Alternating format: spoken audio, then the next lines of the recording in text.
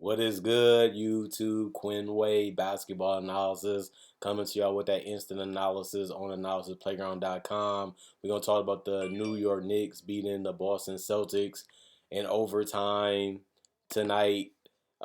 Jason Tatum had 35 points, plus 6 and plus minus, 3 personal fouls, 3 turnovers, 1 block, 1 steal, 4 assists, 14 rebounds, 2 of them was offensive, 9 and 9 from the free throw line, 2 of 7 from 3.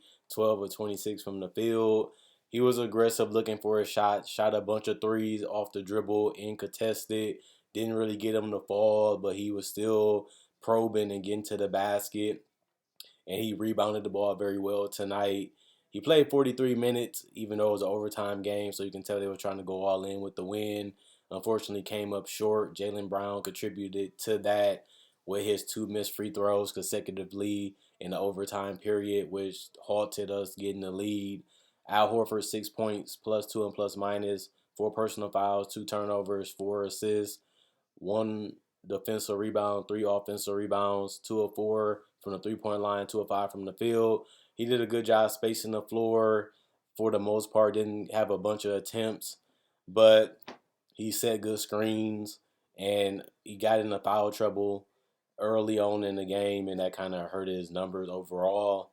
Robert Williams, 8 points, plus 21 and plus minus, 1 personal foul, 1 block, 1 steal, 2 assists, 12 rebounds. 5 of them was offensive, all 1 from the free throw line, 4 or 5 from the field. Um, did a great job rebounding the ball, blocked the shot, and tried to score an interior to the best of his ability. He only missed 1 shot tonight. Derek White, 15 points, negative 10 and plus minus, 1 personal foul, 1 turnover, 2 blocks, 4 assists, 3 rebounds, 3 or 4 from the free throw line, 4 or 7 from 3, 4 or 10 from the field. Did a good job hitting his threes off the dribble. Off the catch and shoot in space and spotting up and moving without the basketball. He also did a good job breaking down the defense off the dribble to find shooters and cutters, and I think he does an exceptional job at that. Jaylen Brown, 22 points, plus 3 and plus minus, 2 personal fouls, 3 turnovers, 1 steal, 2 assists, 9 rebounds. 2 of them was offensive, 5 of 7 from the free throw line, 1 of 8 from 3. That was detrimental to us losing this game. Really suffered a lot from him not being able to space the floor tonight. He also shot 8 of 22 from the field, and he also missed 2 key free throws. Was perfect at one time from the free throw line, but missed the crucial ones that mattered the most. Grant Williams, 6 points, negative 18 and plus minus, 4 personal foul, 2 turnovers, 2 rebounds. 1 of them was offensive, 2 of 6 from the 3-point line, 2 of 8 from the field. Sam Hauser, 8 points, negative 4 and plus minus, 1 personal foul, 1 steal, 2 rebounds, 2 of 2 from the free throw line, 2 of 4 from the 3-point line. And that was his only field goal attempts, was threes. Luke Cornett, 0 points, negative 4 and plus minus, 1 personal foul, zeros across the board. Malcolm Brogdon, 10 points, negative 5 and plus minus, 1 personal foul, 1 turnover, 6 assists, 7 rebounds. 3 of them was offensive, 2 of 7 from the 3-point line, 4 of 14 from the field. He made some key baskets to keep the game close and help us make a comeback to send the game into overtime. He got blocked on 1 attempt in overtime that sealed the game for the Knicks. And he also missed a bunch of shots throughout the game. But I like the fact that he was able to break down the defense and find guys. And he was also able to hit the shots when they matter most. And he was able to give some size defensively to stop Jalen Brunson on some penetration attempts. Peyton Pritchard, 7 points, negative 6 and plus minus, 1 personal foul, 1 turnover, 3 rebounds, 1 offensive rebound, 1 of 3 from the 3-point line, 3 of 6 from the field. Blake Griffin Jackson didn't play, although there was healthy coach's decision. 41% from the field as a team, 34% from the 3-point line, 82% from the free throw line, 56 rebounds, which led the game, 22 assists as a team that led the game, 4 steals, 4 blocks, 13 turnovers, 19 personal fouls. And the Knicks, they improved to 27 and 23, 15 and 10 away. The Celtics fall to 35 and 15, 18 and 6 at home. The Celtics did outscore them 34 to 26 in the first quarter. They ended up losing the second quarter 32 to 26 and 33 to 25. The fourth quarter 25 to 19 was led by Boston which led to a comeback in the fourth quarter in less than 2 minutes, but they couldn't close it out in overtime. Fell short, 10-7, and the score was 120 to 117. Julius Randle was exceptional tonight, 37 points, negative 16 and plus minus, 5 personal fouls, 2 turnovers, 2 assists, 9 rebounds, 1 offensive rebound, 6 of 7 from the free throw line, 5 of 13 from the 3 point line, 13 of 25 from the field. Sims, 2 points, negative 8 and plus minus, 3 personal fouls, 1 turnover, 1 block, 14 rebounds, which was great from him tonight. Also, 4 offensive rebounds out of the 14.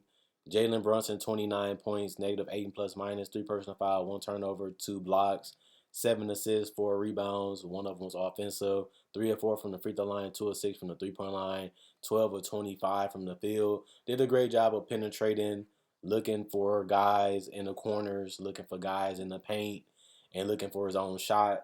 Good balance tonight from Jalen Brunson. Did everything they needed to do, even grab some boards and got some blocks, and was able to seal the game, not allowing a three to even get a chance to go in. RJ Barrett, 19 points, plus 14 and plus minus, 1 personal foul, 1 turnover, 1 steal, 1 assist, 4 rebounds, 5 of 6 from the free throw line, 2 of 5 from three, 6 of 18 from the field. Did a great job spacing the floor tonight. Shot some threes and was able to make them. Was able to get to the free throw line. Made some key basket when it mattered. And when the offense got a little stagnant. Quentin Grimes missed some key shots, but they still ended up winning the game anyway. 5 points for him, negative 17 and plus minus. 2 personal fouls, 1 block, 1 assist, 4 rebounds, 1 of 6 from the 3 point line, 2 of 7 from the field. Obi Toppin, 5 points, plus 19 and plus minus, 2 rebounds, 1 of 2 from the 3 point line, 2 of 4 from the field. Isaiah Hartenstein, 4 points, plus 9 and plus minus, 3 personal fouls, 1 turnover, 1 block, 3 assists, 6 rebounds. One of them was offensive, 2 of 2 from the free throw line, 1 of 1 from the field. Miles McBride, 2 points, plus 11 and plus minus, 1 personal foul, 2 turnovers, 3 steals, 2 assists, 2 rebounds, 2 of 2 from the free throw line, 0 of 3 from the 3 point line, and that was his only field goal attempt. And Emmanuel was quickly getting to the basket and getting to the corners for the three, and was able to knock down his threes, 2 of 3 from the 3 point line, plus 1 and plus minus, 2 personal foul, 1 steal, 1 assist, 5 rebounds. 3 of them was offensive, 1 of 2 from the free throw line, 7 of 12 from the field. Cam Reddish, Derrick Rose, Makai Luke, Archie Diacono did not play. Coach's decision. They did shoot a decent 45% from the field, 34% from three, 13 of 38. A great 82% from the free throw line, 19 of 23. 50 rebounds, 17 assists, 5 steals, 5 blocks, 8 turnovers, 20 personal fouls, and they did get a whopping 120 points, and they did it when it mattered, which was in overtime. And in the fourth quarter, they was able to, hold on, brace themselves, and take their time to execute and get the job done. You have to give credit to their big three stepping up and really handling their business against the Celtics. They was prepared. They didn't back down. They didn't fear the Celtics, and they just played them like an ordinary team, and they was able to come out victorious.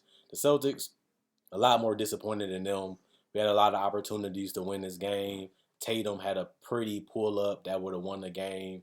That he had a lot of space, he had a lot of room, couldn't knock it down. Unfortunately, Jaylen Brown missing the 2 free throws. That's something that he's capable of doing, but not in clutch moments. You got to make those, especially because we want to have a great season and we don't want to have too many lows if they're avoidable. And this was a winnable game. If we play defense, we play hard, and we play team basketball like we have done throughout the entire season and in the playoffs last year, we have showed that we can be pretty tough to beat. And although we forced them to go in overtime to finish us off, we was trailing in that fourth quarter. We had to make some enormous shots and plays just to get it tied up. And even in overtime, we couldn't really show that we was the better team. Got to give credit to the Knicks. They stood their ground. They played their game, and they basically got it done just by doing that. They didn't really do anything drastic. They didn't really change anything up. They didn't really do anything differently. It just worked tonight. And defensively, they cared a little bit more when it mattered, and that was the difference. It sounds a little basic, it sounds a little simple, but sometimes it's all you have to do. Be you, trust your identity, trust the work you put in, trust the coaching staff and the game plan that they implement and want you to execute. And all you have to do is go out there and do it. The Celtics are a team that you shouldn't be able to do that against, but sometimes they do play down to their competition and they get trapped in isolation basketball. They get trapped in doing too much, doing overthinking, trying to make the right play, trying to make the over the top play and try to hit the home runs. And sometimes they can be a little egotistical and a little prideful with their shot selection, and it can cost you sometimes, especially in games like this where you can just do the simple things and win the game, just like the Knicks did, and it can be another W instead of being on a losing streak. But it happens. They're young. They're still growing. They're still maturing. Use this as a growing point.